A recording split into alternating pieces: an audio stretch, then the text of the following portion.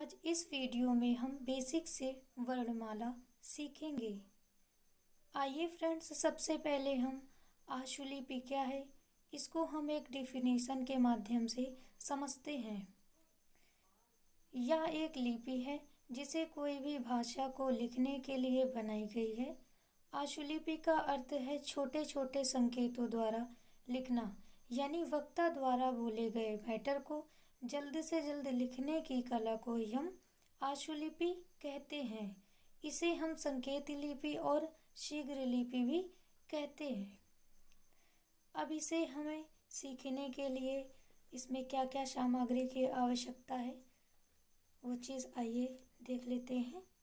सबसे पहले इसे हमें सीखने के लिए, समझने के लिए एक हमको बुक परचेज करनी होगी जो कि हमारे ऋषि प्रणाली की है। ये हमारी ऋषि प्रणाली गया प्रसाद अग्रवाल जी की है।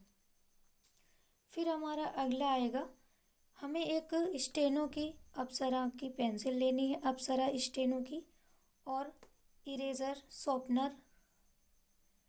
फिर हमारा एक नोटबुक चाहिए हमें, जो कि हम शॉर्ट हैंड की या हम कोई नॉर्मल सी कॉपी लेके भी काम चला सकते हैं।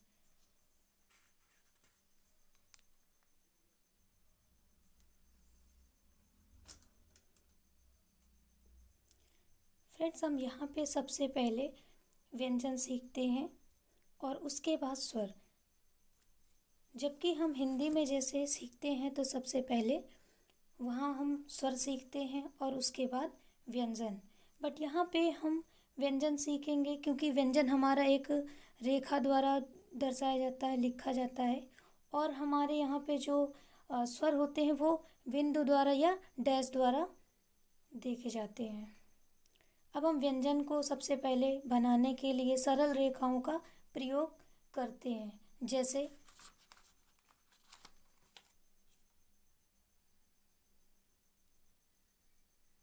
का, चा, टा, पा,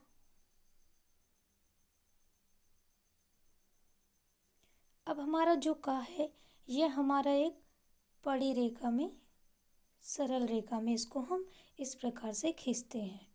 और चा हमारा जो होता है ये हमारा कुछ इस प्रकार से होता है। टा हमारा ये 90 अंश के डिग्री में बनता है, और पा हमारा 120 पे। ये हमारी सभी सीधी रेखाएं हैं जो कि एक एंगल द्वारा दर्शाई जाती हैं। अब फ्रेंड्स, सरल रेखाओं से जो हमारी ये बनी सभी हैं व्यंजन, तो सिर्फ संकेत लिपि हमारा सरल रेखाओं से तो काम चल नहीं पाता, इसलिए उसके लिए हमें कुछ वृत्त रेखाओं की भी ज़रूरत पड़ी। वो हम इस प्रकार से देखते हैं। हम उन्हें वक्र रेखा कहते हैं, जो कि झुकी हुई होती है। इस तरह से हमारे दो रेखाओं से व्यंजन बने सरल और वक्र रेखा। अब इसकी दिशा हम देख लेते हैं, जो कि व्यंजन बनेगी किस दिशा से और कैसे। हमारा जो व्यंजन होता है, जैसे हमारा ये व्यंजन है तो ये हमारा बाएं से दाएं की ओर, बाएं से दाएं की ओर बनी। और फिर हमारा जो चा है ये ऊपर से नीचे की ओर बनी। टा है, टा भी हमारा ऊपर से नीचे की ओर आया, और पा हमारा ऊपर से नीचे की ओर आया। हमारा तीसरी जो दिशा है वो हमारा है रा की। रा हमारे नीचे से ऊपर की ओर जाती है। हमारे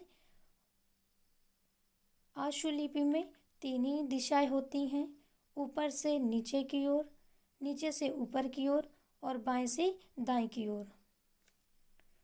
अब हमारी जो व्यंजन की लंबाई है ये 3/10 यानी 3/10 इंच लगभग होनी चाहिए।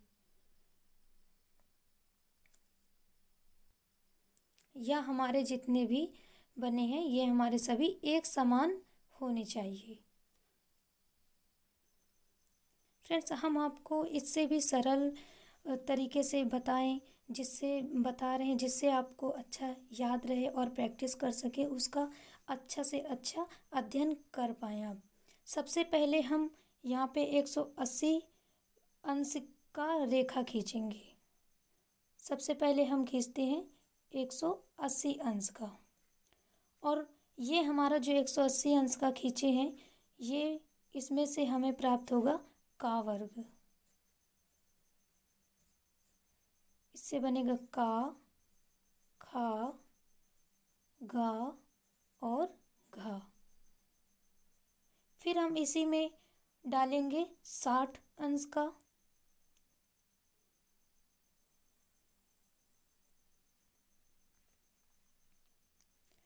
ये हमारा प्राप्त होगा चा वर्ग।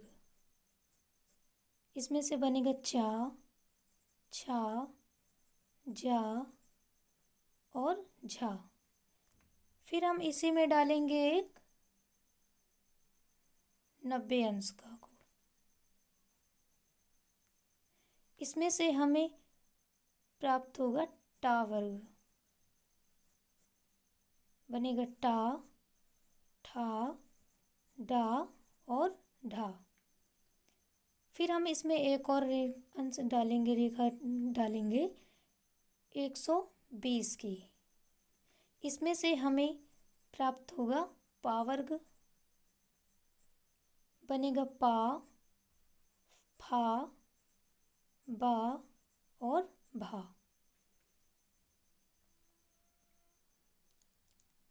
हमारी यह पहली वीडियो में फ्रेंड्स इतना ही रहेगा, और हम अगले दूसरे वीडियो में अच्छे से समझाएंगे और उसमें सभी चीज़ जाएंगे और लिखकर बताएंगे। So thank you friends.